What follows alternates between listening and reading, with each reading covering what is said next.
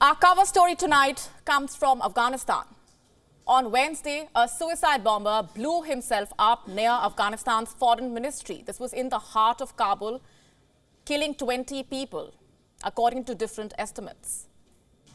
Why did this attack happen? Who was this silent assassin? What was the reason for this attack on the Taliban government? The bomber bypassed the Taliban security barriers and blew up his explosive belt in the middle of employees and guards. But that is just one part of the story.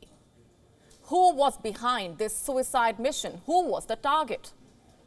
On Gravitas tonight, we tell you why there is more to this attack than what meets the eye. Let's first tell you about this attack itself. These were the scenes that emerged from on the ground.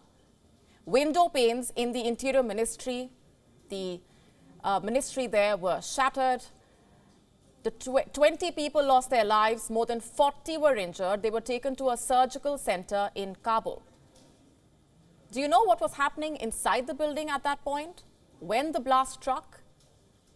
A Chinese delegation was supposed to be present. It was due to hold talks with the Afghan officials inside that ministry building.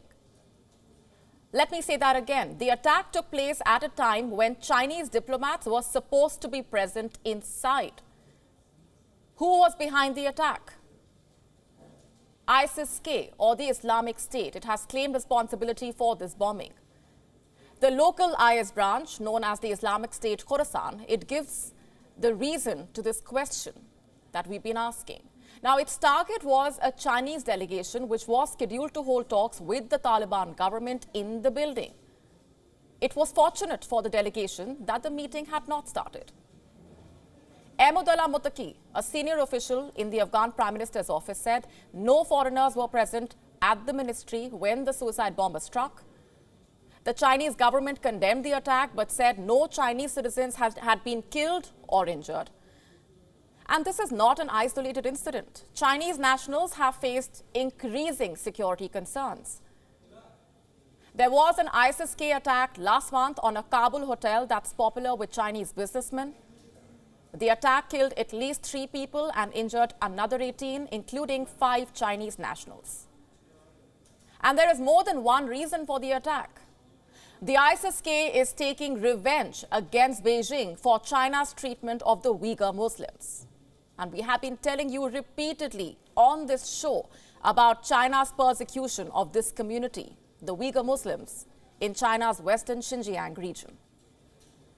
The Afghan Taliban claimed to have improved security on the ground since they grabbed power in Kabul through a combination of terrorism and full-scale invasion. But the Taliban victory has not brought any peace to Afghanistan. There have been hundreds of bomb blasts and attacks launched mainly by the Islamic State group. The ISIS-K, or Islamic State Khorasan province, the local branch, it came into being in January 2015. The ISIS-K has many members who defected from the Afghan Taliban.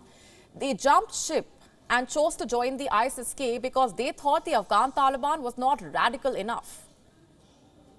I know what you're thinking. It was hoped that when the Taliban returned to power in Afghanistan, the fighting would end. Now that the troublemakers were in power, who would trouble them? But peace in Afghanistan remains an elusive dream. It should have been easy for the Taliban to nip the ISIS-K in the bud.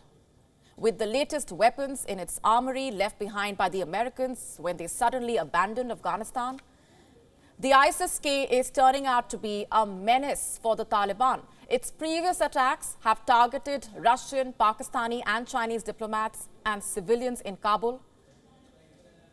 Why has China become a particular target? Xinjiang is one reason. And the second one is that it is busy striking deals on mines and natural resources with the Taliban. And this one, like we told you yesterday, is a multi-million-dollar deal between Xinjiang Central Asia Petroleum and Gas Company and the Taliban in Kabul, a 25-year pact with the Chinese company to drill for oil in the country's Amu Darya basin. For the Taliban, it's a major economic victory. It's been more than a year since the Taliban took over Afghanistan, and they have been desperately craving political legitimacy and economic heft to improve their finances. China has been eyeing Afghanistan's mineral fields. Most of them remain unexplored. And this is the first major energy extractions agreement since the Taliban came to power in 2021.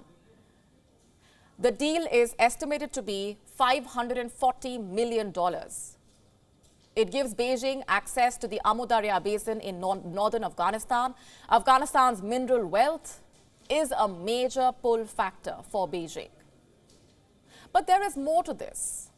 And this, once again, is about China's unending greed for influence. You see, it wants to keep Afghanistan and Central Asia away from the reach of the West. And there are also security factors at play here. China wants the Taliban to act against Turkestan Islamic Party. This is one of the Uyghur-led militant groups in Afghanistan and targets China's actions in Xinjiang. And you already know what's happening in Xinjiang, China's persecution of the Uyghur Muslims there. China at this point is worried. Ideally, with Pakistan as a client state and anti-American Taliban in Kabul, it should have been a win-win situation for Beijing. There has been much talk of adding Afghanistan to China's Belt and Road Initiative and the China-Pakistan Economic Corridor. But at this point, all expectations are being tattered by the fast-changing developments. The relationship between the Taliban and Pakistan has been strained as well over disputes along the border. Has Pakistan's Afghanistan strategy backfired? Particularly since the brother organization of the Afghan Taliban, the Tehreek-e-Taliban Pakistan, has launched a civil war against Islamabad. And this could affect China's game plan as well. If the Chinese are not safe in the heart of the Afghan capital, where are they safe? The ISIS-K's bloody attack has hit the Chinese hard. The attacks against the Chinese targets in Kabul are a crucial test for China. After all, Afghanistan's mineral resources are at stake, which in turn are linked to China's influence in the region. And for the ISIS Khorasan, a new battle for survival has started on an old battlefield. With China rather than America involved in the conflict, this may just be the beginning of a pattern that's riddled with bloodstains. A classic tale of terrorists versus terrorists, destroying the land and its people. WION now available in your country. Download the app now. Get all the news on the move.